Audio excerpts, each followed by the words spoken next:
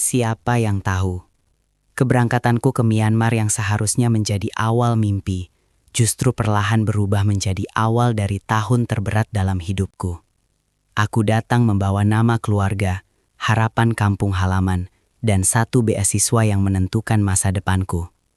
Tapi aku tidak pernah siap pada satu hal, bahwa di negeri asing ini, aku akan diuji bukan hanya sebagai mahasiswa, melainkan sebagai manusia. Semua itu dimulai dari sini.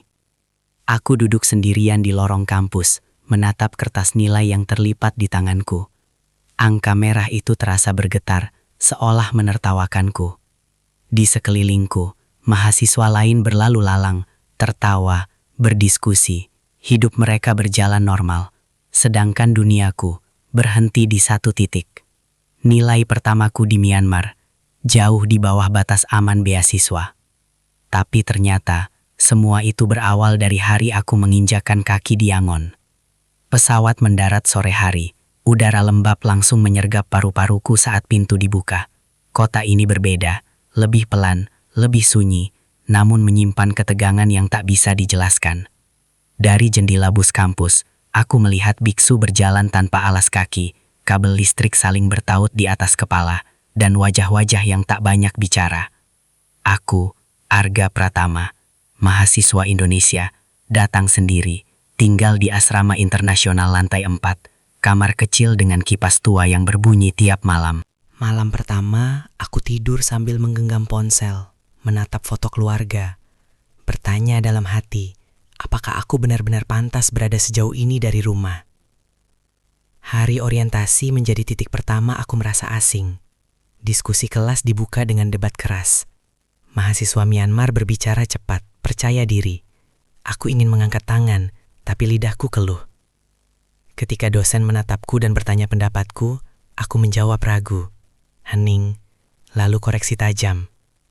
Your argument lacks grounding, katanya dingin. Dadaku mengencang. Di Indonesia, aku terbiasa jadi yang berprestasi.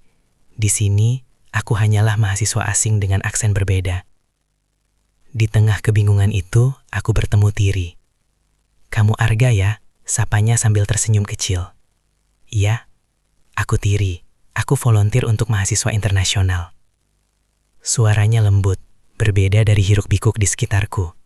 Ia menemaniku berkeliling kampus, perpustakaan tua dengan jam besar yang berdetak lambat, kantin murah yang menjual sup hangat, dan ruang diskusi yang dingin oleh AC. Kamu kelihatan tegang, katanya pelan. Aku takut salah, jawabku jujur.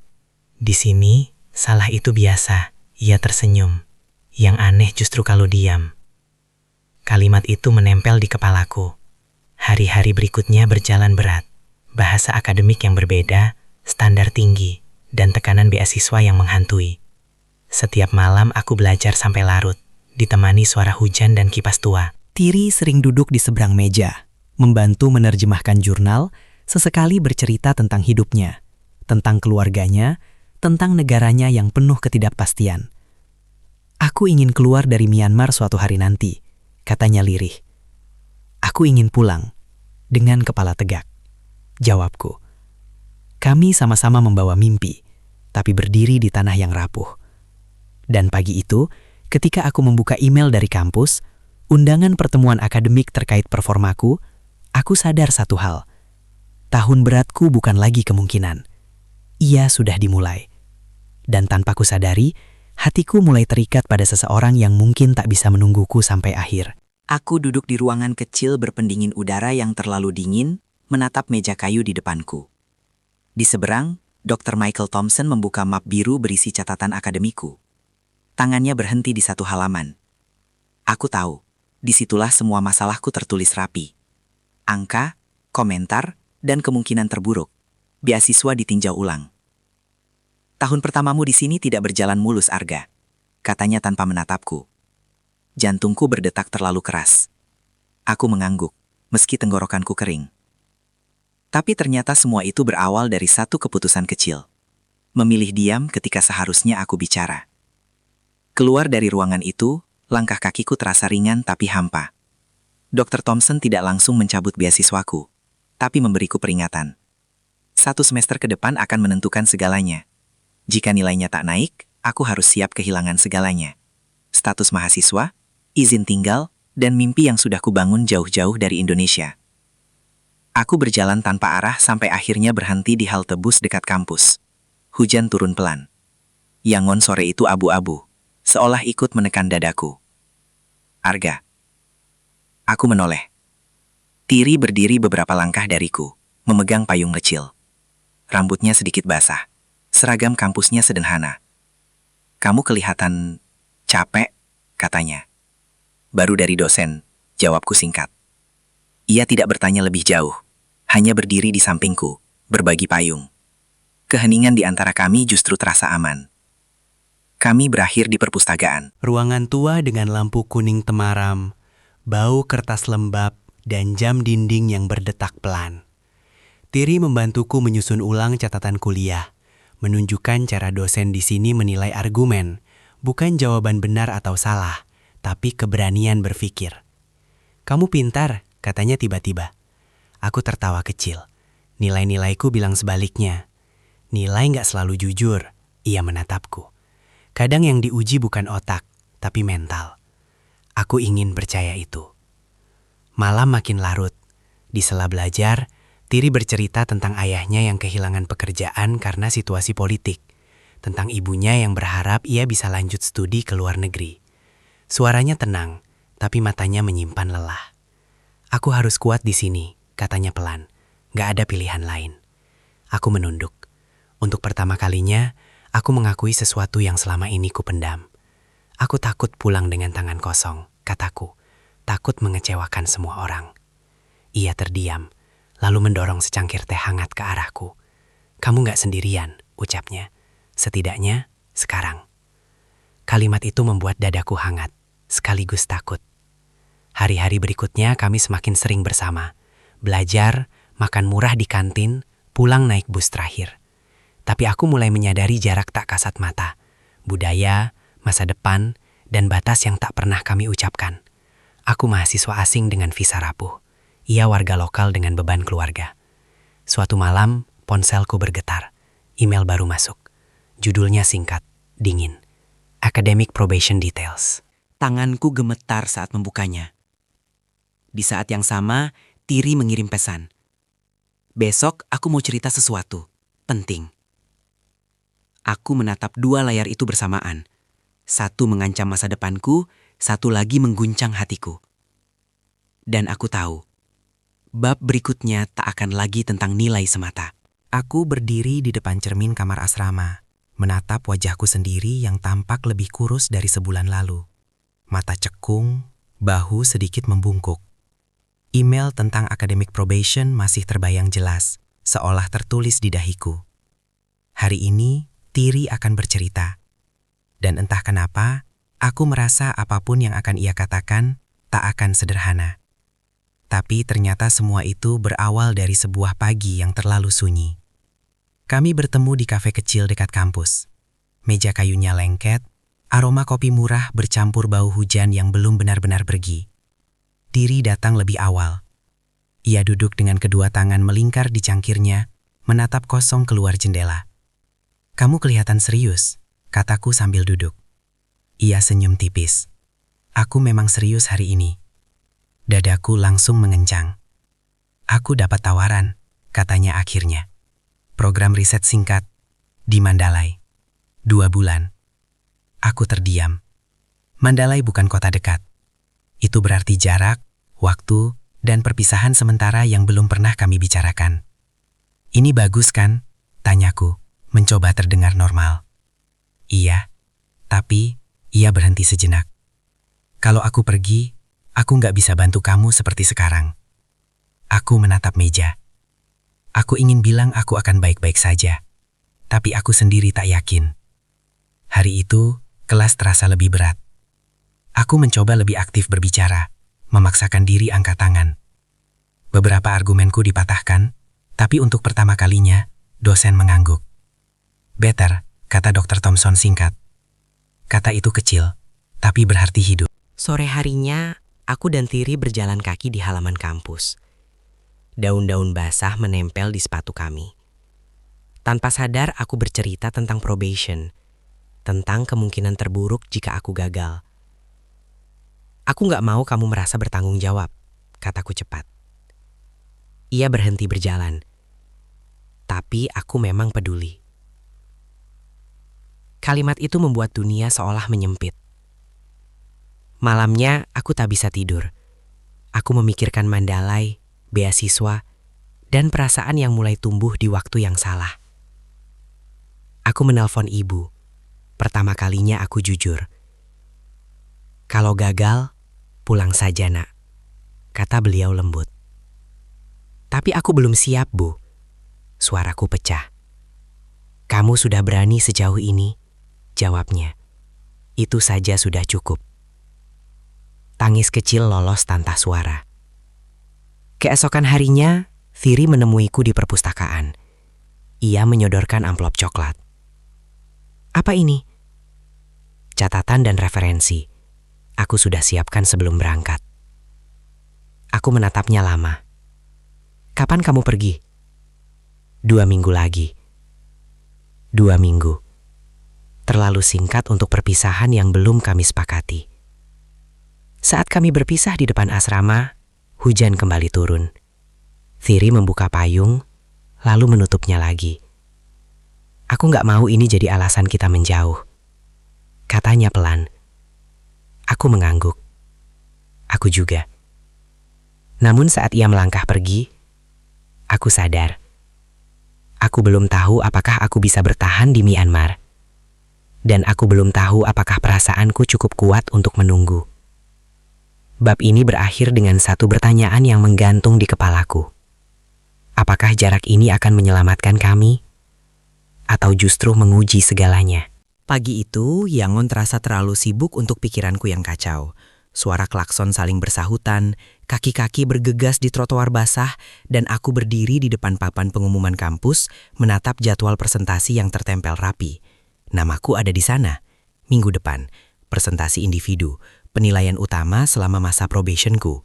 Tapi ternyata semua itu berawal dari satu malam tanpa tidur. Aku menghabiskan waktu berjam-jam di perpustakaan, membaca ulang jurnal, menyusun argumen, dan membongkar ulang semua kebiasaan belajarku. Thiri sudah mulai jarang terlihat. Sejak kepastian keberangkatannya ke Mandalay, ia sibuk menyelesaikan urusannya sendiri. Kami masih bertukar pesan, tapi jedanya makin panjang, seolah ada jarak yang pelan-pelan tumbuh di antara kata-kata. Jangan lupa makan, pesannya suatu malam. Iya, jawabku singkat, padahal mie instan dingin di mejaku belum tersentuh. Aku tahu aku mulai kehilangan keseimbangan. Hari presentasi tiba lebih cepat dari yang kuinginkan. Ruang kelas terasa lebih sempit dari biasanya. Lampu putih terlalu terang. Dr. Thompson duduk di barisan depan. Wajahnya datar. Aku berdiri di depan layar. Telapak tanganku basah. Bikin, katanya. Aku mulai bicara. Suaraku sempat gemetar, tapi aku terus melangkah. Aku membela argumenku, mengutip sumber dengan lebih yakin, bahkan menanggapi kritik dengan kepala tegak. Ada satu momen hening, lalu anggukan kecil dari dosen. Interesting perspektif, katanya. Aku hampir tak percaya. Sore itu, aku bertemu Thiri di halte bus. Ini mungkin terakhir kalinya sebelum ia berangkat. Ia membawa ransel kecil, wajahnya terlihat lelah namun tenang. Kamu berhasil? Tanyanya. Belum tahu hasilnya, jawabku. Tapi aku bertahan. Ia tersenyum. Aku tahu kamu bisa. Kami naik bus yang sama, duduk berdampingan tanpa banyak bicara. Kota bergerak pelan di balik kaca. Saat bus berhenti, ia berdiri. Aku akan pergi besok pagi, katanya. Aku menatapnya. Hati-hati. Kalimat itu terasa terlalu dangkal untuk perpisahan. Ia ragu sejenak lalu berkata, apapun yang terjadi, jangan menyerah hanya karena aku pergi. Dadaku terasa penuh. Kamu juga. Saat pintu bus tertutup dan Thiri melangkah turun, aku merasa seperti kehilangan satu jangkar. Bukan cinta yang besar dan dramatis, tapi kehadiran kecil yang selama ini menahan aku agar tak tenggelam. Malam itu, aku membuka email kampus. Judulnya singkat, Probation Review Update. Aku menarik napas panjang sebelum membukanya. Hasilnya belum final, tapi ada satu kalimat yang membuatku terdiam lama. Noticeable improvement. Harapan itu kecil, rapuh, namun nyata. Aku menutup laptop dan memandang jendela. Di kejauhan, hujan turun lagi. Aku sadar satu hal. Perjuanganku di Myanmar tak lagi hanya soal nilai. Karena mulai malam ini, aku harus belajar bertahan tanpa Tiri di sisiku. Hari-hari setelah kepergian Tiri terasa seperti kampus yang kehilangan suara. Lorong tetap ramai, kelas tetap berjalan, tapi ada jeda panjang di antara detak hidupku. Setiap bangku kosong di perpustakaan, setiap kafe yang kami lewati dulu, seolah menyisakan bayangan yang tak bisa ku geser. Tapi ternyata semua itu berawal dari satu pesan singkat yang datang terlalu malam. Mandalay tidak seperti yang kubayangkan. Pesan itu muncul di layar ponselku pukul 01.17. Aku sedang duduk di lantai kamar asrama, bersandar di dinding, menatap tumpukan buku. Aku membalas cepat. Kamu baik-baik saja? Beberapa menit berlalu sebelum 3 titik itu muncul. Aku baik, tapi aku rindu Yangon. Kalimat sederhana itu membuat dadaku menghangat sekaligus sesak. Aku kembali tenggelam dalam rutinitas baru, lebih sunyi, lebih disiplin. Pagi kuliah, siang kerja paruh waktu di perpustakaan sebagai asisten arsip, malam belajar sendiri. Tanpa sadar aku mulai terbiasa berdiri sendiri. Nilai tugasku membaik. Diskusi kelas tak lagi terasa menakutkan, meski tetap melelahkan. Suatu sore, Dr. Thompson menghentikanku setelah kelas. "You're changing," katanya. Aku mengangguk, tak tahu harus menjawab apa. "Keep this up," lanjutnya singkat. Pujian itu terasa asing, tapi nyata. Namun, setiap keberhasilan kecil selalu diikuti kesepian yang tak kalah besar. Aku sering membuka chat lama dengan Tiri, membaca ulang pesan-pesan ringan kami, tentang kopi murah, hujan yang gone, dan mimpi yang belum punya bentuk jelas. Suatu malam, Tiri menelpon. Suaranya terdengar berbeda, lebih jauh. "Arga," katanya pelan. "Iya, aku dapat tawaran lanjutan. Kalau aku ambil, aku mungkin gak kembali ke Yangon semester ini." Aku memejamkan mata. Kata mungkin itu menghantam lebih keras dari kepastian. "Itu kesempatan bagus," jawabku setelah jeda panjang. "Aku tahu," katanya. "Tapi aku takut kita jadi terlalu jauh." Aku ingin bilang aku juga takut, tapi lidahku keluh. Setelah telepon ditutup, aku duduk lama di tepi ranjang. Aku sadar, selama ini aku bertahan karena dua hal, mimpiku dan kehadiran Tiri. Sekarang salah satunya mulai menjauh. Aku menulis email panjang pada diriku sendiri, tentang alasan datang ke Myanmar, tentang janji pada orang tua, tentang batas antara bertahan dan melepaskan. Aku menutupnya tanpa mengirim ke siapapun. Malam itu, notifikasi baru masuk dari sistem kampus. Final Probation Decision Schedule. Tanggal sidang ditetapkan 2 minggu lagi. Aku menatap kalender. 2 minggu yang akan menentukan segalanya. Status studiku, visaku, dan arah hidupku. Di saat yang sama, jarak dengan Tiri semakin nyata. Tak lagi sekadar kilometer. Aku berdiri di depan jendela, menatap lampu kota yang berpendar lemah. Untuk pertama kalinya sejak datang ke Myanmar, aku bertanya pada diriku sendiri. Jika aku harus memilih, apakah aku siap kehilangan seseorang demi bertahan? Hari sidang probation semakin dekat, dan setiap pagi aku bangun dengan perasaan yang sama. Seperti berjalan di atas jembatan rapuh, tak tahu papan mana yang akan patah. Jadwal belajarku semakin ketat, tapi pikiranku justru sering melayang ke Mandalay, ke suara Tiri yang kini hanya sesekali hadir lewat pesan singkat. Tapi ternyata semua itu berawal dari satu kabar yang datang tanpa peringatan.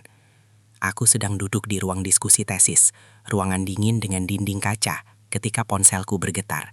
Nama Tiri muncul di layar. "Arga, aku harus jujur." Dadaku langsung mengencang. Aku membalas cepat. "Ada apa?" Beberapa detik terasa seperti menit, lalu pesan panjang itu masuk. "Program lanjutan ini membuka kemungkinan aku pindah ke Thailand. Bukan sebentar, bisa setahun. Keluargaku mendukung. Mereka pikir ini jalan terbaik." Aku menatap layar tanpa berkedip. Setahun, negara lain. Waktu yang tak bisa kujanjikan untuk menunggu, bahkan untuk diriku sendiri. Aku menelponnya. Nada sambung terdengar lama sebelum ia mengangkat. "Aku nggak mau menyembunyikan apapun darimu," katanya lirih. "Aku menghargai kejujuranmu." Jawabku, berusaha tenang. "Dan kamu?" tanyanya. "Bagaimana dengan sidangmu?" Aku tertawa kecil. Hambar. masih menggantung. Keheningan di ujung telepon terasa berat. Malam itu aku pulang lebih larut dari biasanya. Hujan turun deras, sepatu basah, jaket dingin. Di kamar asrama, aku membuka laptop dan menyiapkan presentasi terakhir untuk sidang. Ringkasan 1 semester penuh perjuangan. Aku menambahkan 1 slide terakhir. Refleksi pribadi tentang adaptasi, kegagalan, dan perubahan. Tentang belajar bicara ketika takut dan bertahan ketika ingin pulang. Aku sadar, aku tidak lagi mahasiswa yang sama seperti saat datang dulu. Keesokan harinya, aku menerima email dari bagian internasional kampus. Subjeknya singkat, tapi menusuk. Visa status kontingensi. Jika sidang gagal, aku punya waktu 30 hari untuk meninggalkan Myanmar. Aku menelpon ibu lagi malam itu. Suaranya tenang, seperti biasa. Kalau harus pulang, pulanglah dengan jujur, katanya. Bukan dengan penyesalan. Bagaimana kalau aku menyesal karena bertahan? Tanyaku. Menyesal itu manusiawi, jawabnya lembut. Menyerah sebelum berjuang, itu yang berat. Aku menangis tanpa suara. Beberapa jam kemudian, pesan dari Tiri masuk lagi. Apapun keputusanmu nanti, aku ingin kamu tahu. Kamu sudah sejauh ini. Aku mengetik balasan, lalu menghapusnya berkali-kali. Akhirnya kukirim 1 kalimat sederhana. Aku akan bertahan sampai akhir. Aku tidak tahu apakah kalimat itu untuknya, atau untuk diriku sendiri. Karena kini, 2 hitungan mundur berjalan bersamaan. Hari menuju sidang, dan jarak yang makin menjauh antara aku dan Tiri. Hari sidang akhirnya tiba. Langit Yangon pagi itu cerah. Terlalu cerah untuk perasaanku yang penuh awan. Aku berdiri di depan gedung administrasi kampus, menarik napas panjang sebelum melangkah masuk. Setiap langkah terasa berat, seperti aku sedang berjalan menuju putusan hidupku sendiri. Tapi ternyata semua itu berawal dari 1 detik keheningan sebelum aku bicara. Ruang sidang kecil, rapi, dan dingin. 3 orang duduk di depanku. Dr. Thompson dan 2 staf akademik lainnya. Di meja laptopku terbuka. Slide pertama terpampang. Namaku, jurusanku, semesterku. Silakan mulai, kata Dr. Thompson. Aku bicara. Aku menceritakan kegagalanku tanpa membela diri. Tentang syok budaya, tentang ketakutan berbicara, tentang nilai yang jatuh. Lalu aku bercerita tentang perubahan. Bagaimana aku belajar berdiri, berbicara, menerima kritik. Suaraku sempat bergetar saat menyebut kata bertahan.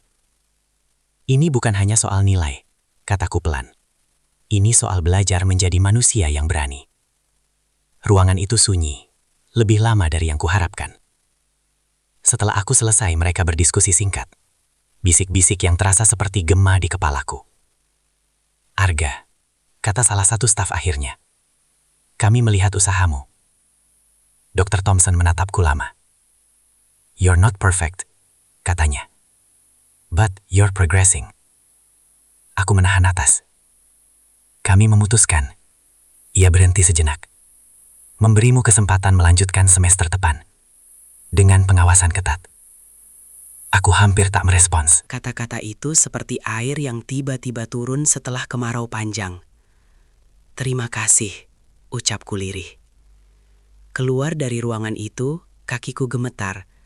Aku duduk di tangga kampus, menunduk, membiarkan dunia berputar kembali. Aku lolos. Belum sepenuhnya aman, tapi aku masih di sini. Pesan pertama yang ingin kukirim adalah pada Tiri. Aku bertahan. Beberapa menit kemudian, balasan masuk. Aku bangga padamu. Namun kebanggaan itu terasa pahit. Karena di saat yang sama, aku tahu jarak kami tak lagi sekedar ujian sementara. Malamnya, Tiri menelepon. Suaranya lembut, tapi ada keteguhan baru di sana. Aku berangkat ke Thailand minggu depan, katanya. Aku mengangguk meski ia tak bisa melihat. Aku tahu. Aku nggak mau kita saling menggantung, lanjutnya. Aku ingin jujur. Aku nggak tahu apakah aku bisa kembali seperti dulu. Kata-kata itu menembus pertahananku. Aku juga nggak ingin menahanmu, jawabku pelan. Kita sama-sama sedang berjuang. Tak ada janji, tak ada perpisahan dramatis. Hanya dua orang yang sama-sama lelah, memilih jujur. Setelah telepon ditutup, aku berdiri di balkon asrama. Angin malam Yangon menyentuh wajahku. Aku sadar satu hal. Aku berhasil menyelamatkan studiku, tapi mungkin tidak dengan hatiku. Bab ini berakhir bukan dengan kegagalan, melainkan dengan kehilangan yang sunyi. Beberapa hari setelah sidang, Yangon terasa seperti kota yang sama sekali baru, atau mungkin akulah yang berubah. Aku berjalan melewati koridor kampus dengan langkah lebih tegak, tapi ada ruang kosong di dadaku yang tak ikut pulih. Keberhasilan itu nyata, namun rasanya tidak lengkap. Tapi ternyata semua itu berawal dari satu email yang kubuka tanpa kesiapan apapun. Subjeknya sederhana, Semester Continuation and Research Placement. Tanganku berhenti di atas trackpad sebelum membukanya. Aku menarik napas, lalu membaca perlahan. Kampus menempatkanku sebagai asisten riset paruh waktu untuk proyek kecil, kesempatan langka bagi mahasiswa probation. Artinya tambahan beban, tapi juga pengakuan. Aku seharusnya senang, dan aku memang senang. Tapi refleks pertamaku justru membuka chat Tiri. Lalu teringat bahwa kini aku tak lagi tahu harus mengirim kabar ini ke siapa. Hari-hari berikutnya berjalan cepat. Aku tenggelam dalam data, wawancara lapangan, dan laporan mingguan. Malam-malam panjang kembali hadir, tapi kali ini tanpa panik. Aku mulai mengenal diriku yang baru, lebih tenang, lebih sadar batas. Suatu sore saat hujan turun tiba-tiba, aku berteduh di halte bus yang dulu sering kami datangi. Bangku kayu itu masih sama, catnya mengelupas, tapi tak ada lagi payung kecil di sampingku. Aku duduk dan membuka ponsel. Pesan dari Tiri masuk, foto bandara, caption singkat, aku berangkat. Aku menatap layar lama sebelum membalas. Hati-hati, semoga semuanya baik. Balasannya datang cepat. Terima kasih sudah tidak menahanku. Kalimat itu terdengar seperti terima kasih, sekaligus perpisahan. Malam itu aku berjalan pulang lebih lambat. Lampu kota Yangon berpenda redup, suara azan bercampur hujan, dan aku merasa asing di tempat yang mulai kupahami. Aku membuka laptop dan menulis laporan riset sambil mendengarkan suara hujan di jendela. Ritme yang dulu terasa menenangkan karena ada seseorang di seberang meja. Kini hanya aku. Beberapa minggu kemudian, Dr. Thompson memanggilku lagi. "Your progress is consistent," katanya. "Ada kemungkinan kamu direkomendasikan untuk program lanjutan di luar Myanmar." Aku terdiam. Di luar Myanmar berarti kota baru, negara baru, dan jarak yang lebih jauh dari semua yang kutinggalkan. Pikirkan matang-matang. Lanjutnya, kesempatan seperti ini tidak datang dua kali. Keluar dari ruangannya, aku berdiri lama di lorong. Aku memikirkan Thailand. Aku memikirkan Tiri. Aku memikirkan diriku yang selalu berpindah, selalu bertahan, tapi jarang menetap. Malam itu pesan lain masuk dari Tiri. Bukan kabar bahagia. Aku kesulitan di sini. Tidak seindah yang orang bayangkan. Aku membaca berulang kali. Aku mulai mengetik balasan. Panjang, jujur, penuh hal yang belum sempat kukatakan. Tentang rindu, tentang kehilangan, tentang kemungkinan bertemu lagi. Lalu aku berhenti. Di layar, dua kursor berkedip bersamaan. Satu di email rekomendasi masa depan, satu di chat yang mengikat masa lalu. Dan untuk pertama kalinya, aku sadar. Bab terberat hidupku mungkin belum terlewati. Malam itu aku tidak langsung membalas pesan diri. Aku mematikan lampu kamar, membiarkan hanya cahaya kota masuk dari sela jendela. Suara hujan turun perlahan, seperti mengetuk pikiranku yang tak kunjung tenang. Di meja, dua kertas tergeletak berdampingan. Draft rekomendasi program lanjutan dan catatan kecil berisi jadwal risetku di Yangon. Tapi ternyata, semua itu berawal dari satu pilihan yang tak pernah benar-benar hitam atau putih. Keesokan paginya, aku berangkat ke kampus lebih awal. Perpustakaan masih sepi, hanya suara AC dan langkah penjaga. Aku duduk di meja favoritku, tempat Tiri dulu sering duduk berhadapan denganku. Aku membuka laptop, mencoba fokus tapi pikiranku justru melayang ke Thailand, ke kota yang kini menyimpan seseorang yang pernah menjadi alasanku bertahan. Aku akhirnya membalas pesannya. Aku juga sering kesulitan di sini, tapi kita masih hidup, itu sudah pencapaian. Balasannya datang beberapa jam kemudian. Kamu selalu tahu cara membuat semuanya terdengar lebih ringan. Aku tersenyum kecil, lalu menutup chat itu sebelum hatiku terlalu jauh melangkah. Siang harinya, aku menemui Dr. Thompson. Ruangannya tetap dingin, tapi kali ini aku duduk dengan lebih tenang. Saya ingin jujur, kataku. Saya tertarik dengan program lanjutan itu, tapi saya juga ingin menyelesaikan apa yang sudah saya mulai di sini. Ia menatapku lama, lalu mengangguk. That's a mature answer, katanya. Kamu tidak lagi lari dari tekanan. Ia menjelaskan bahwa rekomendasi itu tidak harus langsung diambil. Aku punya waktu. Waktu untuk menyelesaikan riset, waktu untuk menutup semester ini dengan baik. Keluar dari ruangan itu, aku merasa lega. Untuk pertama kalinya, masa depanku tidak terasa seperti kejaran. Malamnya Tiri menelpon lagi. Suaranya terdengar lelah. Aku kangen ngobrol langsung, katanya. Aku juga, jawabku jujur. Kami berbicara tentang hal-hal kecil, makanan murah, dosen menyebalkan, hujan yang sama-sama turun di dua negara berbeda. Tapi ada satu topik yang sama-sama kami hindari, kita. Sebelum telepon ditutup, ia berkata pelan. Kalau suatu hari kita bertemu lagi, kamu masih orang yang sama. Aku terdiam. Aku harap aku versi yang lebih berani, jawabku. Ia tertawa kecil. Aku juga. Setelah panggilan itu berakhir, aku duduk lama menatap layar hitam. Aku sadar, perasaan ini tidak hilang. Ia hanya belajar diam, menunggu waktu yang tepat, atau mungkin waktu yang tak pernah datang. Semester hampir berakhir, nilai-nilaiku stabil, risetku berjalan. Secara akademik, aku selamat. Tapi di hati, masih ada ruang yang belum menemukan tempatnya. Bab ini berakhir dengan kesadaran yang sunyi, kadang bertahan bukan tentang memilih satu jalan, melainkan menerima bahwa tidak semua yang kita cintai bisa berjalan bersama kita sampai akhir. Hari terakhir semester tiba tanpa seremoni.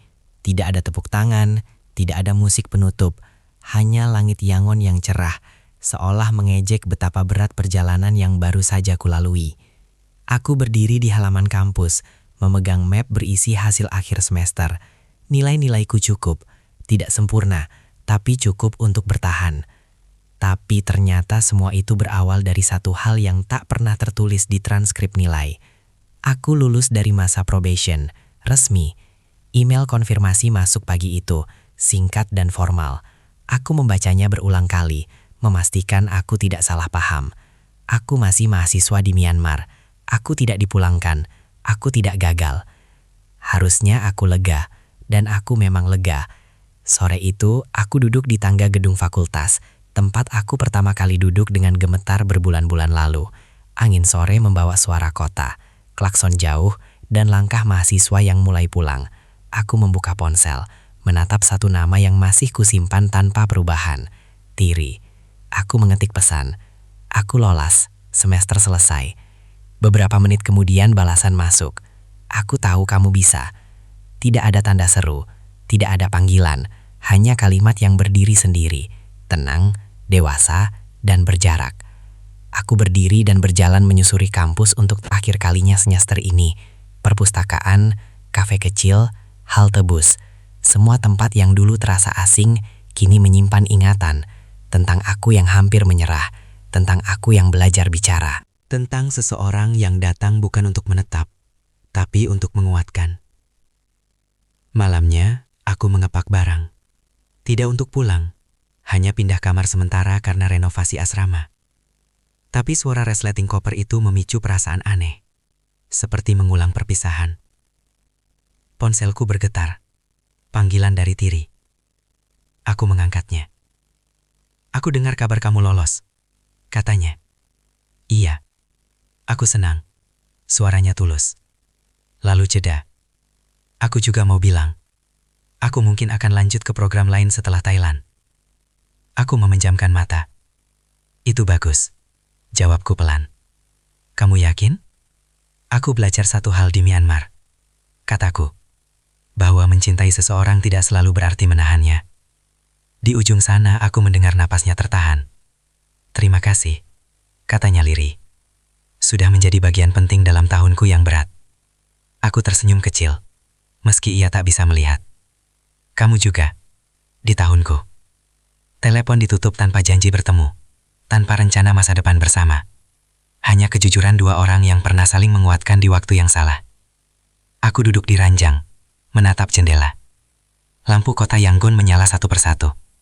Aku sadar, aku datang ke sini untuk mengejar mimpi akademik. Tapi pulang dari semester ini membawa sesuatu yang lain. Keberanian untuk menerima kehilangan tanpa membencinya. Tahun beratku dimulai di Myanmar. Dan disinilah aku belajar bahwa tidak semua kisah cinta ditakdirkan untuk dimiliki. Namun beberapa memang ditakdirkan untuk mengubah kita. Aku menutup koper. Cerita ini selesai. Tapi hidupku belum.